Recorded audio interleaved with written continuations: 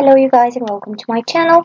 Today I want to show you how to create a Murano chandelier. I'm going to use a picture as a reference and I am selecting this cube here, and in order to select one face you need to go to polygon selection, and I've already created the material, so in order to use it as reference you need to go to texture and load image, and you can load that image as a reference. For this one is this chandelier here, and with the face selected you're just applying the texture. In order to see it in front view you need to go to display and use constant shading. You can use other shadings as well, but just make sure it's a shading and it's not hidden line.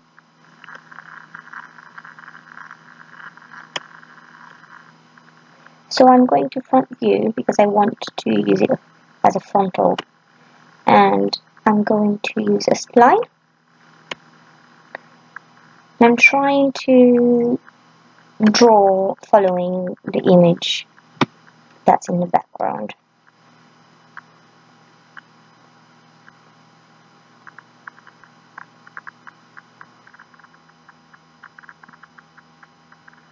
It's fine if you're not following a perfect curve, because we're going to apply a modifier after that's going to smooth the curves.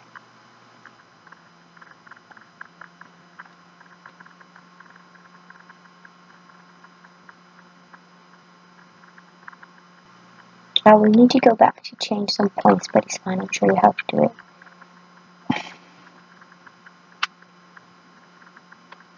This is the finial of the chandelier, but as you see it's in one piece with the cup below, so I'm making it in one spline. The only thing is, once I've done this, the outside, I'll need to do the inside in the same spline. So here I'm going to make a little curve, and then I'm just going to go on the inside. This is to make the thickness of the glass. In the rendering it will show more realistic.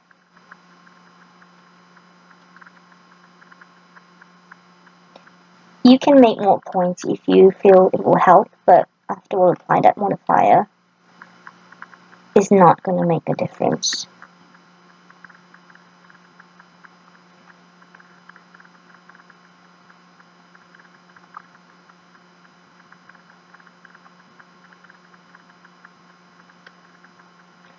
This is a version of plain glass. I will show you another version with the ribbed, but it's a different technique than this one.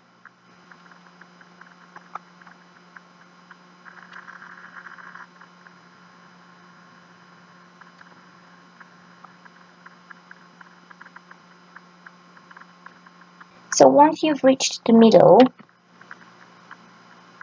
if you want to change some points you can. So if you see the point selection mode, and if you want to go on a certain point, or this created a curve, but if you want to go on this point for example, you can move it up or down. You can do this if you want to adjust anything, and I think I do want to adjust something, so I'll get back to you when everything is done. Okay, so now the spline looks pretty good. The thickness is uniformed as I see, and in order to create this shape you'll need to apply a modifier, and it's going to be you're going to click here where usually you see a subdivision surface, but we're going to use lathe. And in order to make the lathe, make sure it's in the middle of your spline. So for example, if the spline starts here, make sure the lathe starts in the same point so that you create the roundness around it. And in order to make it active, you need to make the spline a child of the lathe. So you click and drag, and just drag it inside the lathe, and it will make it a child. So once it's a child, the shape is created. In order to see it, you can go to the 3D window, I'm going to push this cube because I would like to see the shape correctly. It's not going to affect my view, so it's fine. So we do have the cup. So this one is created. This is part of the body, so you might as well just create a group. So you go to this cube here, just hold the click, and you click on null, and this is actually a null object. It does not exist. Just helps you creating groups. So I'm adding only the lathe in this group and not the cube, and I'm naming it body. It's actually easier when you make it as a group because, as you'll see, the arms will be in a different group because they will have a different action applied. So it's body. If you are happy with this shape, you can press C or with this lathe selected, so not just this blind with the lathe. And if you press C, you make it editable, or you can go here to the button on the left on the corner. So now it's only one object. You cannot see the action anymore, and you cannot go back to modify it. Now I want to go back to my frontal view to create the rest of the body, which you can make it in two ways. You can either create each and every shape, so you can create the small one and then this long oval one, and you can copy and paste it, or you can make it only in one piece. That's basically your decision. I'm going to make it in one piece because I find it easier. I'm just going to make this ceiling cup. I'm going to make it at the end because I'm going to use it for the flutes, for the arms as well.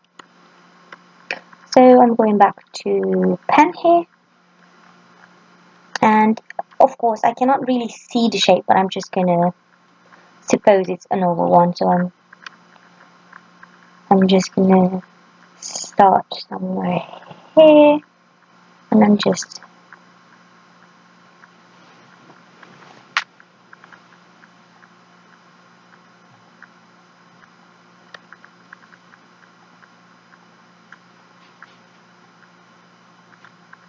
as I said, you can go back to change the points a bit if you want, if you feel it's not curved enough.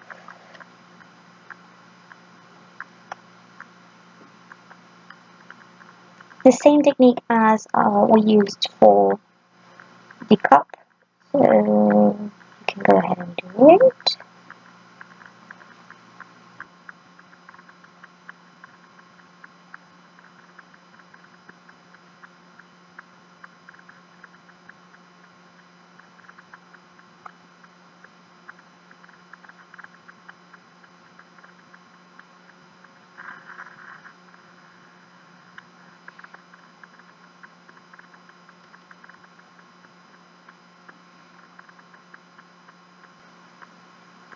If you decide to make only the two pieces and just duplicate them, I think it would be more correct because this can be a bit affected by the perspective and I might not have the correct dimensions. But overall it will look kind of the same. So I think I reached the middle, and I'm just going back to make the thickness of the glass.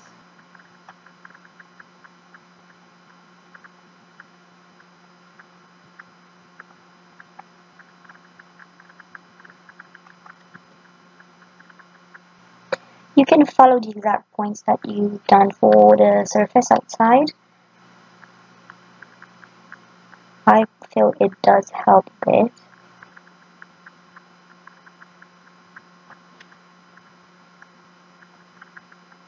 This helps you if you want to make a bit of transparency because it's glass. I know the one in the reference is matte, but I'm thinking of giving it like the inside matte and the outside of a glass. It will give us some thickness and some light depth.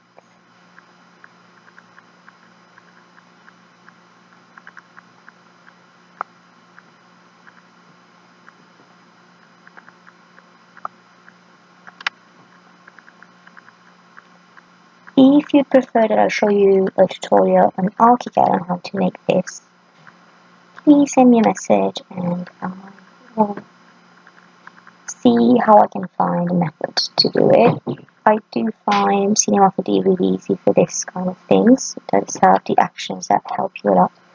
And in ArchiCAD I think it will be a much longer process.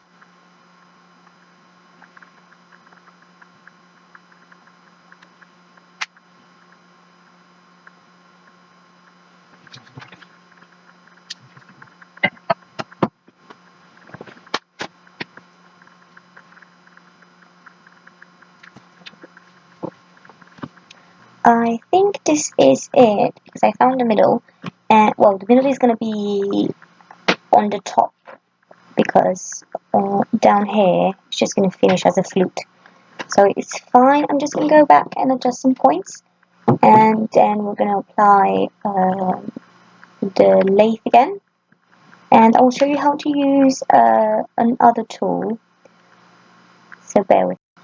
Okay, now that the spline is ready for the body, we are going to apply the lathe.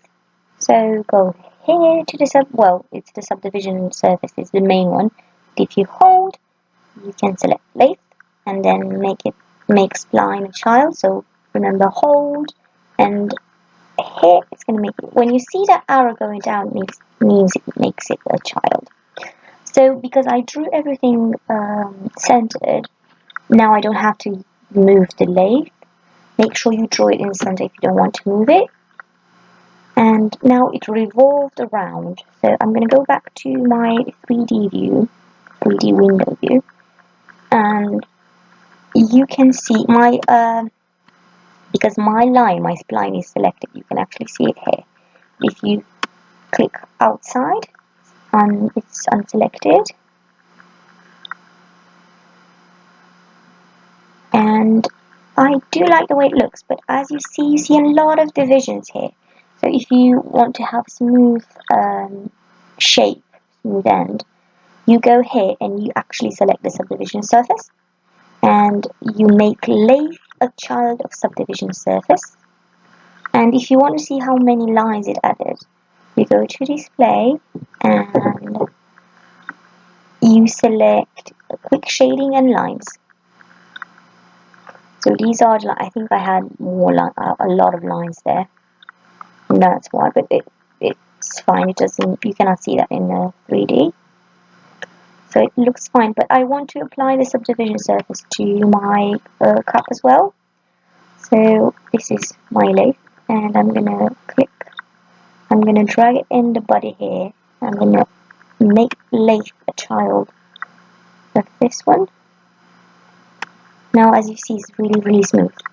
And because I like the way it looks, and I just don't want to keep all the actions live, I will make this editable. So once you have that selected and you click on this one or on C on the keyboard, you made it editable, and I'm just going to rename it. I'm going to name it base cup.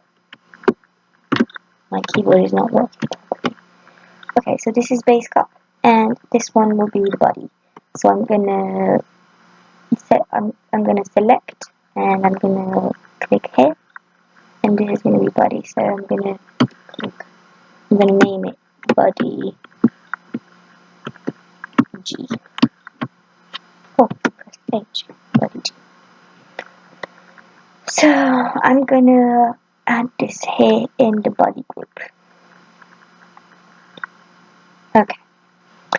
I want to create the flute because the flute is going to be used as a ceiling cup as well.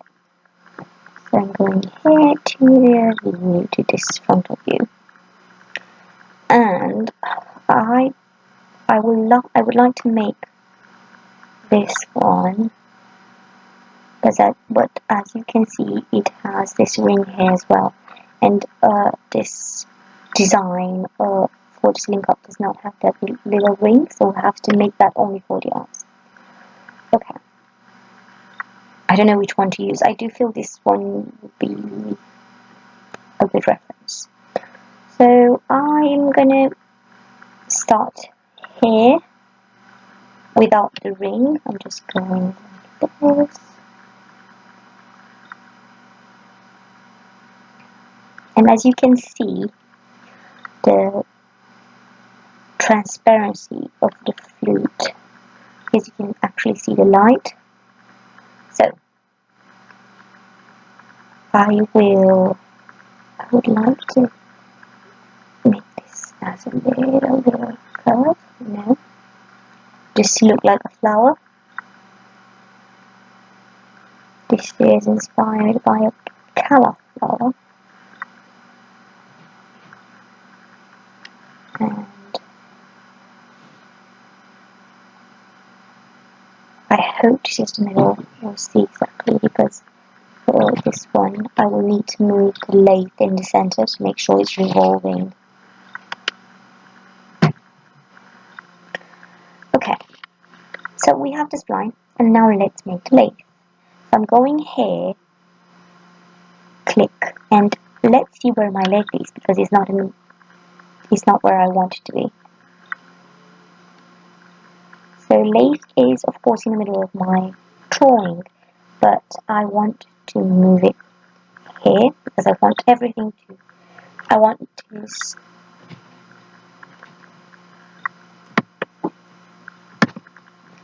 so after you positioned it in the middle of your flute, you make this spline a child again, and when you see that arrow going down, that means you're making it a child.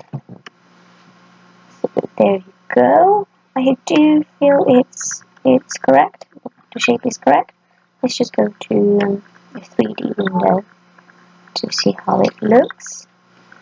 You see it does have a thickness, and it looks really like a flower. I would like to apply the subdivision surface again. So click here and make the lathe a child. And you see how many lines you can see here, and that's really curvy. After I've done this, because I like to keep the shape as it is, I will select, I press key on the keyboard or make editable. Good, I really like how this flute looks. And I'm going back to my front view camera. And with my last object, I'm going to name it flute. My keyboard is really not working. Flute. I'm just pressing really hard. There you go. So this is my flute, but it's just okay. It's fine. I would like to drag a copy of it, because one is going to be on the arm, and one is going to be at the top. It's going to be a ceiling cup. So if you want to drag a copy, you press Ctrl and you just drag down. And now I have the copy of the flute. Now I'm going to make it ceiling cup. Good. Now, as you see, my ceiling cup has the moving point, like the central point, the gravity point, in the middle of my scene, but that's not correct because my cup is here. In order to move the gravity point, that's how I call it, you need to go to Options, you need to go to Tools, Modes, and then Enable Axis. And after that is enabled, you are able to move this point and hold it. After you've moved the point, you would need to go back to your tools. Remember to go back to disable this, because when you want to move it around, you're just going to move the axe. I know the image is cropped, that's why I'm doing this. So it's going to be here. I have a feeling my flute has, so I have to do that again. I'm going back to Tools, Mode, Tools, Modes, Enable Axis, and I'm just moving the axe. of this. My flute is actually going to be the one that I will use. It's actually going to be the most far one. So the one here. Just going back to tools, modes, disable this, and it's going to be here. As I said, the image is not actually a view, it's actually a perspective, and I'm just creating less or more what I see. I'm just assuming some things. So this is where my cup's going to be. Now I want to create this arm, and I would like to create this ring here, but it's really easy to create. In order to create the arm, you cannot use the same tool because it's not revolving or on a straight axis. So what we'll do is we're going to use another tool that is called Loft. This is the tool we'll use. And Loft is a really interesting tool. You are creating a drawing of the section of the object, and I'll show you how to do it. So I'm going to make it plain. There is an option to make it ribbed with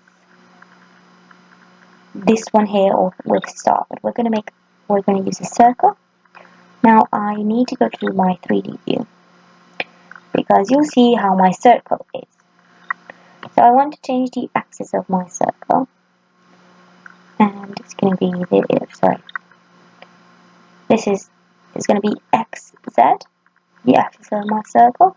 And I want to make it really small, so let's make it 2 centimeters and see how big it is. Because I'm going to move it up.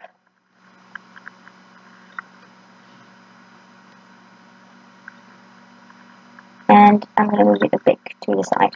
Now this is going to be the middle of my object. So let's see. So I'm thinking I should use. I'm making the window bigger. I'm thinking I should use this, but I don't know if it's too big or not. So I am going to make the circle a child of the loft. In order to see the loft active, you need to have another circle. I do think it's correct, the correct thickness, but as you see, it's actually thicker once it gets to the flute here, to the flower. So this is really interesting technique. So I'm just going to drag this down because these arms will need to go inside as well as the body. So the first circle there. Now this is the second, and in order to drag a copy of the circle, you hold Control and drag. So this is the one. Just going back because I would like to round the position of that circle, and I like to do this in view because I feel it's more accurate this way.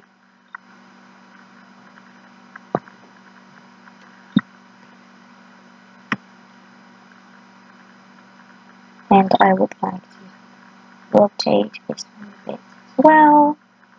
Going back to drag. This will need to go down, so I think I'm gonna make it actually okay. So this is the process. You're just creating a lot of copies until you meet the size, the curve that you want. Just dragging another one. You know, I don't really see, so I will need to follow this line here. So let's. Oh no, I'm only dragging the blue one.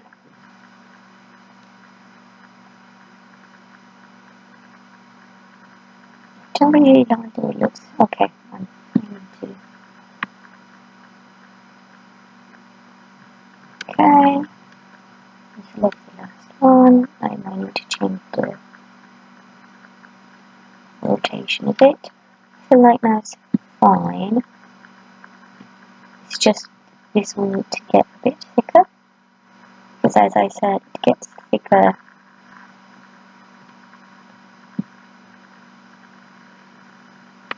don't know if this is. Oh yeah, it's fine. Just going back a bit because it will start a new curve.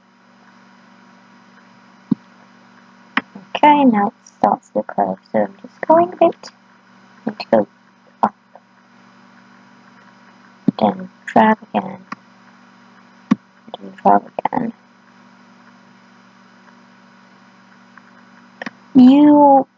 You can always go back to your circles and adjust the position of them.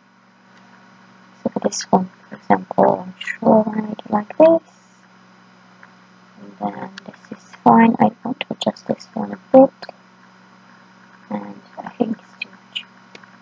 And the last one will be adjusted more. And now try another one. And to make sure we're doing the right thing, I'm just going to go to the 3D window once this arm is ready. So as you see, this one already is too small. So I want to go to the 3D window because I want to make sure I'm making this one big on all sizes, not only on this one, so that I will make it oval. I want to keep it rounded. So if you don't want to make it bigger only on X or Y, you just drag out on everything. Just drag out. It makes it bigger. But now I need to go back to my view because it seems like this one is not as big. So, okay. It's a nice thing that it works in this view as well. So, but this one needs to be rotated a bit. Okay, drag another copy.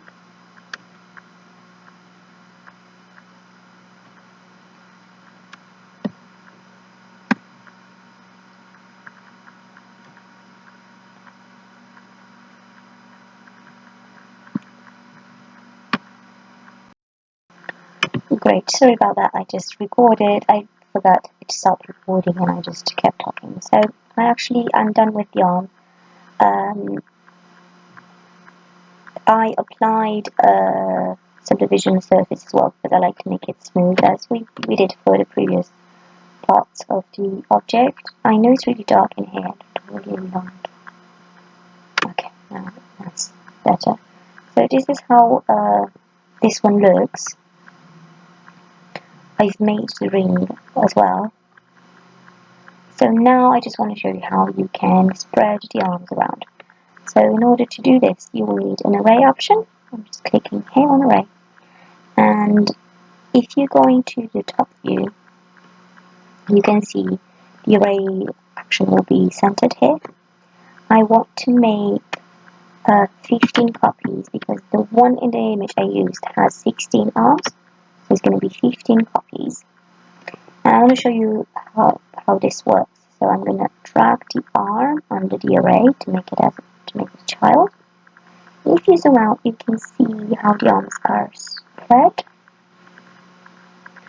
And if you want them to be arrayed properly, just need to put here on the radius, you need to put 0 and enter. Wait for this to take action. So now they will be centered to this point here. Now I'm going back to the 3D window. This is actually our chandelier. This is how it looks. I will get some bulbs in and I will show you how it will look after I've rendered.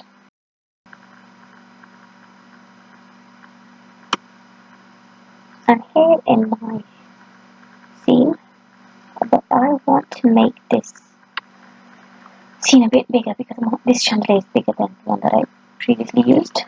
And so this is my extrude. I'm just going to make this larger. And selecting the things and the larger as well. And I'm just going to drag them back a bit. And I have some lights that I'll move.